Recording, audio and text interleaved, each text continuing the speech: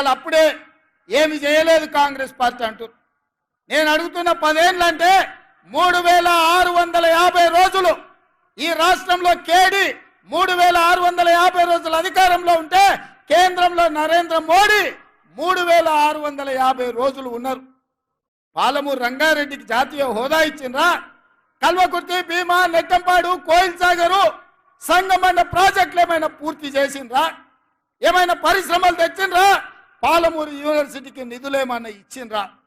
మన పిల్లలకి ఏమైనా కొలువులు ఇచ్చిండ్రా? మన పిల్లలకి ఏమైనా ఫీజు రియంబర్స్మెంట్ ఇచ్చిండ్రా? ఏం చేసిండ్రు ఈ జిల్లాకు? ఆనాడు కరీంనగర్ జిల్లా నుంచి సాగు తప్పి కన్ను లొట్టబోయి వలస వచ్చి పాలమూరు జిల్లా ప్రజల కడుపులో తలకాయ పెట్టి కాళ్లకు దండం పెడితే మనం కదా ఆదరించి పార్లమెంటుకు పంపించింది చంద్రశేఖర్ రావు. 2009లో మేము గెలిపిస్తే సోనియమ్మ తెలంగాణ రాష్ట్రం ఇస్తే మా ఎంపీ గుండి ఈ తెలంగాణ రాష్ట్రానికి ముఖ్యమంత్రి అయినాం. ఒక్కరోజైనా ఆనాడు ఆర్టీఎస్ కోసం నీళ్ల కోసం పాదయాత్ర చేసినా అని చెప్పినావు కదా. తుమ్మిళ్ళ దగ్గర కూర్చేసుకొని కూర్చొని ప్రాజెక్టు పూర్తి చేస్తా, అలంపూర్ గద్వాలకు నీళ్ళు ఇస్తా అని చెప్పినావు కదా. 10 ఏళ్ళైనా నువ్వు ఆ పని చేయకపోతే మా మిత్రుడు సంపత్ కుమార్ గారు ఆయనలో తుమ్మిళ్ళ కోసం ఆడ కూర్చేసి రాబిడ్డ కుర్చీలో కూర్చుందిరా అని దీక్ష చేస్తే మేము వెళ్ళి మద్దతు ఇచ్చినాం. కుర్చేసుకొని కూర్చొని తుమ్మిళ్ళని పూర్తి చేయలేదు, కానీ మందేసుకొని ఫామ్ హౌస్లో బోర్ల బొక్కలో వండుకున్నాం. అందుకే ఇవాళ ఈ తెలంగాణ రాష్ట్రంలో ఇందిరమ్మ రాజ్యం కాంగ్రెస్ ప్రభుత్వం ఏర్పడిన వెంటనే పెద్దలు ఉత్తమ్ కుమార్ రెడ్డి గారితో మాట్లాడి పాలమూరు జిల్లాలో ఉన్న ప్రతి ప్రాజెక్టును ఆర్డీఎస్ కావచ్చు, తుమ్మిళ్ళ కావచ్చు, పాలమూరు రంగారెడ్డి ఎత్తిపోతలు కావచ్చు, కల్వకుర్తి కావచ్చు, భీమా కావచ్చు, నెట్టంపాడు కావచ్చు, కోయిల్ సాగర్ కావచ్చు, మక్తల్, నారాయణపేట, కొడంగల్ ఎత్తిపోతల పథకం కావచ్చు, ఈ ప్రాజెక్టులకు నీళ్లు ఇవ్వాలి, పాలమూరు పచ్చని పంటలతో పండాలి అని మా ప్రయత్నం చేసినాం, సమీక్ష చేసినాం. అందుకే మిత్రులారా, ఈ వేదిక మీద నుంచి ఒక మాట చెప్పదలుచుకున్నా.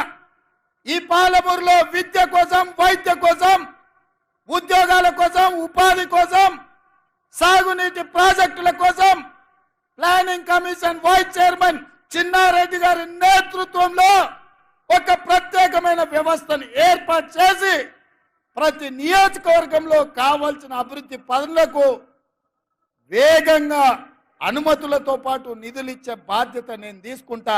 ఈ పాలమూరును అభివృద్ధి పదం వైపు నడిపించే బాధ్యత నాది.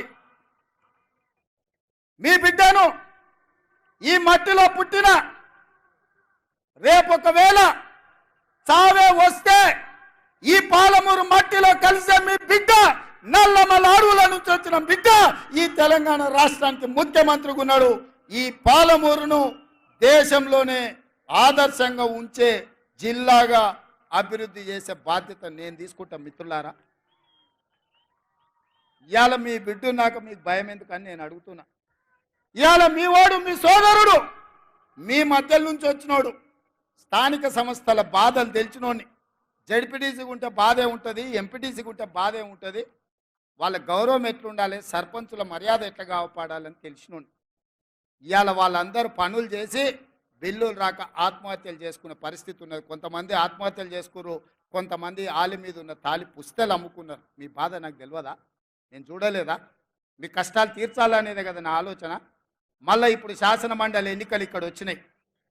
మన ఎమ్మెల్యే కసిరెడ్డి నారాయణ రెడ్డి రాజీనామా చేస్తే శాసన మండలి ఎన్నికలు వచ్చినాయి. తొందరలోనే ఈ ఎన్నికల్లో పార్టీ పరంగా జీవన్ రెడ్డిని అభ్యర్థిగా ఏఐసిసి ప్రకటించబో